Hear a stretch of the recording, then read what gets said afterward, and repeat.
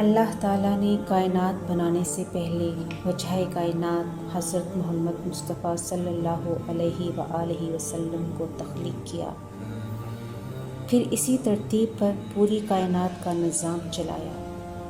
ایک کے لیے دوسرے کو پیدا کیا، زمین کے لیے آسمان، دین کے لیے علم، علم کے لیے استاد، پرورش کے لیے والدین، روحانیت کے لیے شیخ اور فیض کے لیے بیت۔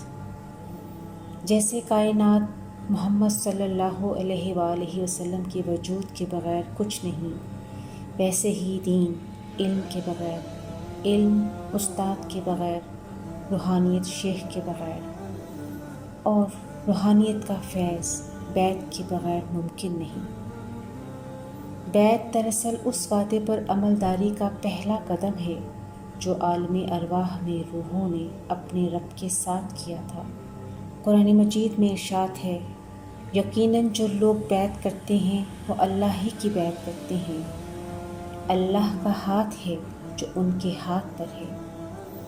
پس ہدایت کا وسیلہ اور ذریعہ ہر دور اور زمانے میں مرشدان کاملین ہی رہے ہیں۔ سورہ بقرہ میں ارشاد ہے، اس قرآن کے ذریعے بہت سے لوگ گمراہ ہو جاتے ہیں اور بہت سے لوگ ہدایت پاتے ہیں، مگر گمراہ وہی ہوتے ہیں جو فاسق ہیں۔ یعنی جب تک کسی مرد کامل کی نگاہ سے باطن کا تزکیہ اور تصفیہ نہ ہوگا اور اس میں سے فسق کا خاتمہ نہ ہوگا، قرآن سے بھی ہدایت نہ ملے گی۔